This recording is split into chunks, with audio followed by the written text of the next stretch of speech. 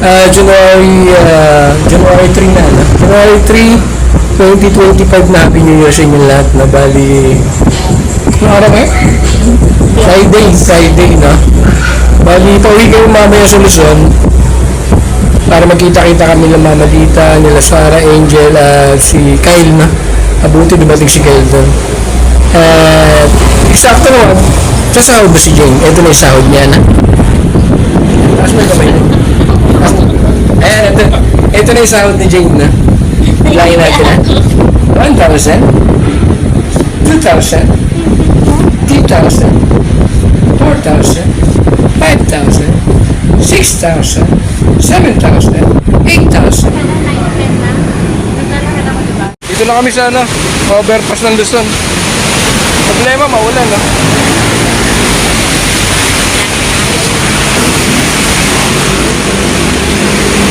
Maulan. Ayun, no?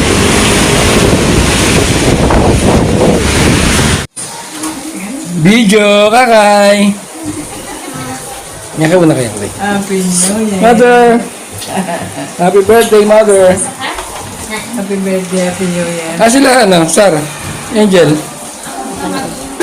Ha? Baka nakadapa yun, ha? Makita niyo yung wala siyang suot. Ah! Ito na kasuot! Jel? Jel? Tulog ka na? Kain na tayo.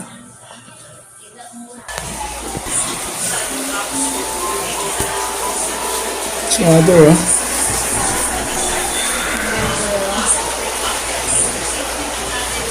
Kawi din tayo, no? Si Mother. Ay, baka handa niya. Ay, may handa, oh. May handa silang chicken.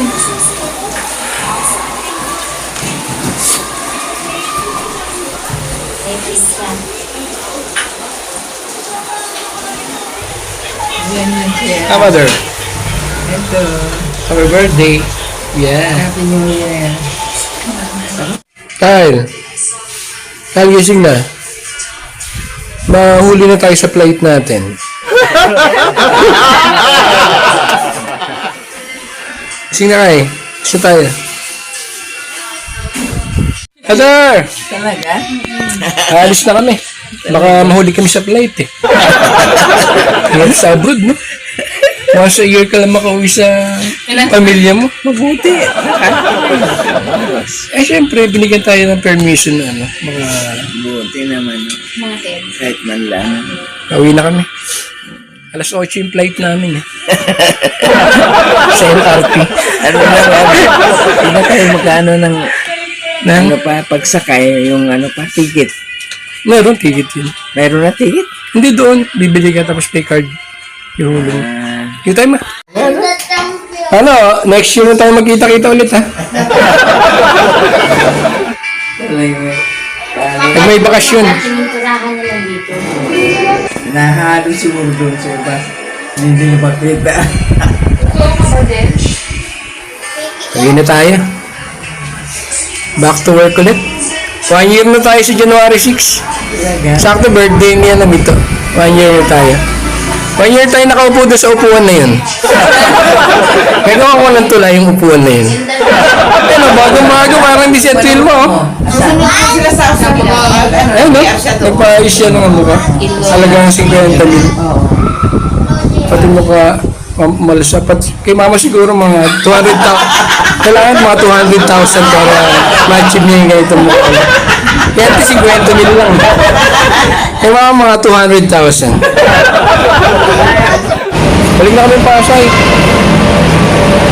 Kaya na kami MRT.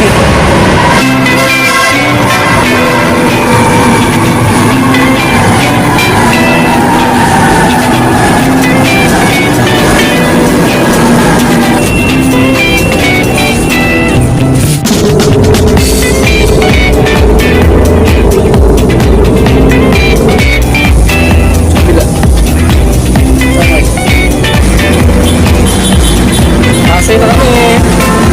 Bye.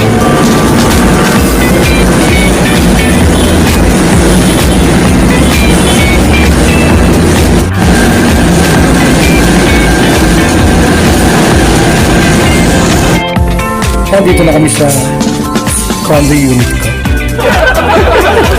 Late kami ng 15 minutes.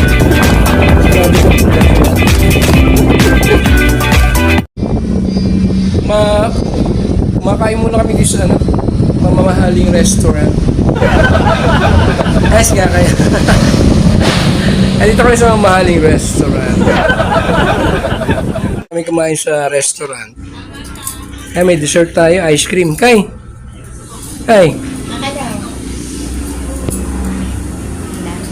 Food trip ah. Ice cream yummy. Ice cream good. Ice cream yummy. Ice cream good. Ayan mga GC na. Dalawang araw na tayo kumakain ng lugaw, no? Dalawang araw tayo nagtatain, no? So, lugaw yung niluto natin dahil mahina yung siya natin. Puro Gatorade, no? Kaya supportahan natin siya ng gamot, no? Madali kasi matunaw pagka yung lugaw. Medyo mahina kasi yung siya natin, no? Sa panahon ngayon, kailangan na alam mo kung paano mo gagamot yung sarili mo, no? Siyempre, babalikan mo yung mga ginawa mo o mga kinain mo ng mga nakarang araw. Bakit? Wala pinsala sa loob ng katawan mo, no? Siyempre, alamin mo rin yung pwede makatulong doon sa napinsala sa loob ng katawan mo katulad sa tiyan mo. Eto, may luya to. Siyempre, malambot yung lugaw. Nilagyan natin ng alokbati tsaka saluyot para kahit pa paano may sustansya siya, no? At nilagyan natin ng itlog para sa protina. Siyempre sinapunta natin ng gamot at ito para sa hindi tayo ma-dehydrate, no? Grabe kasi nangyari sa akin 2 araw.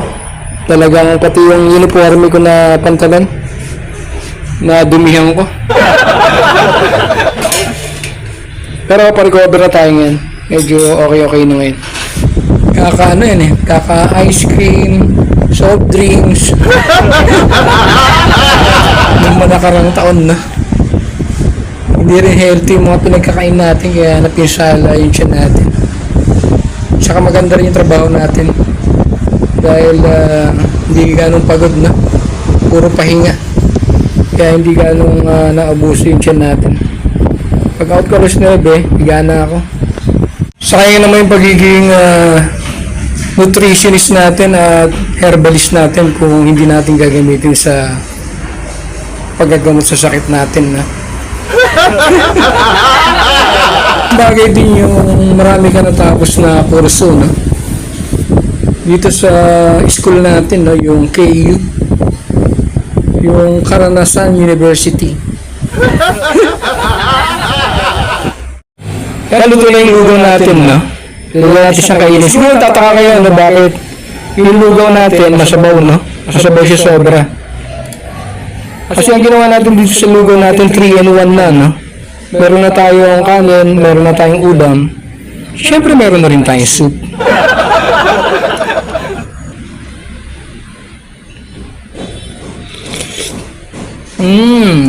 Ice cream yummy.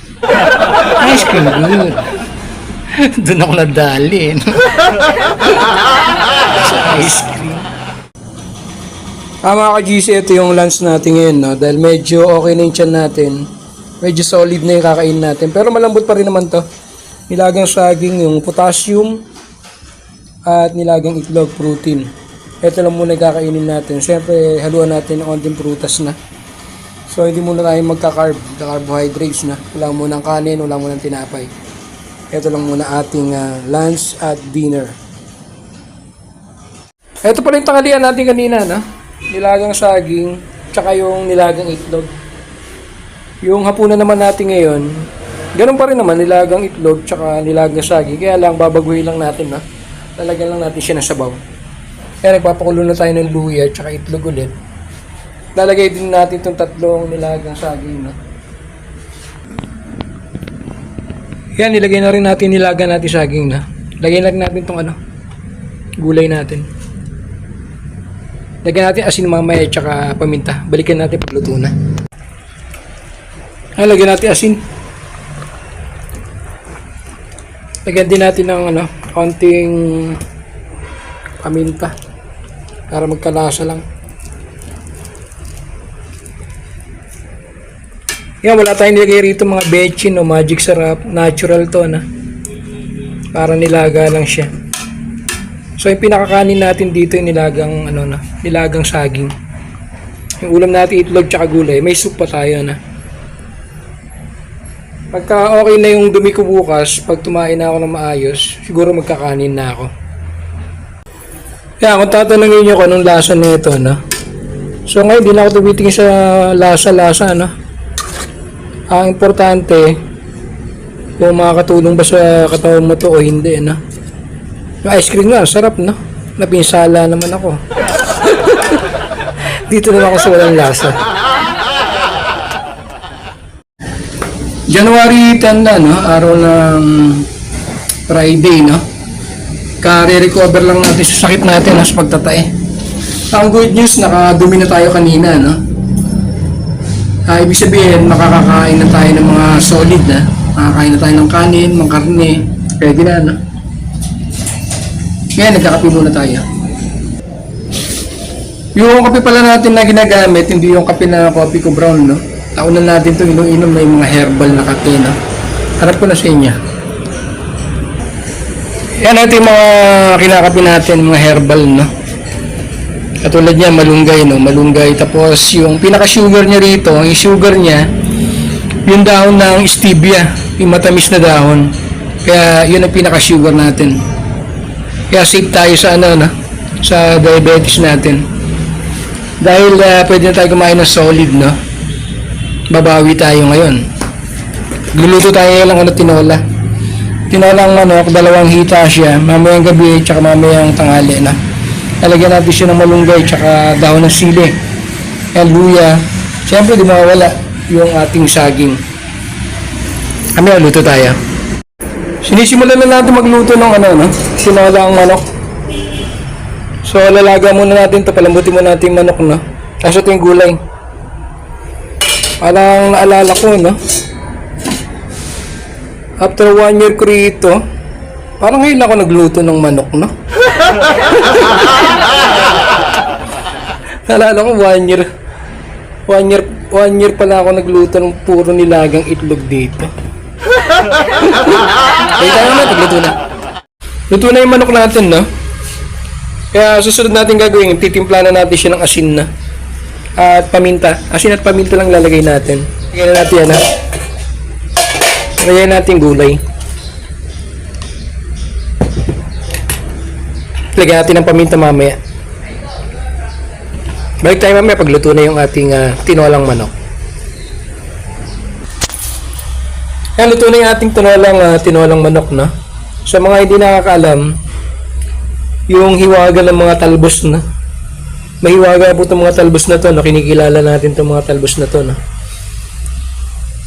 Ang isang bisa ng talbos na to yung malunggay. Halimbawang hyper kayo may nagwawala, maglaga ka ng talbos ng malunggay, painumin mo, siguradong bababa yung pakiramdam niya. Pampakalma siya, pamparelax. Kaya dinamihan natin ng sabaw.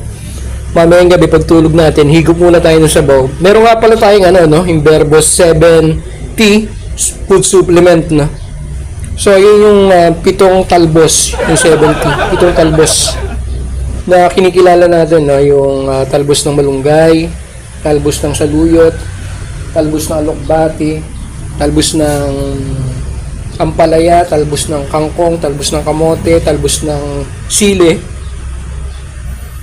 at yung spinach Yung Verbos 7T food supplement, yun yung 7 talbos 70. Talbos lang yun. 7 talbos na binanggit ko kanina gamit na gamit natin yun. Kung mapapansin ito yung nagluluto tayo, may talbos malaking bagay kasi yung mga talbos na yun. Nakaka-relax siya, nakakalma ng katawan natin.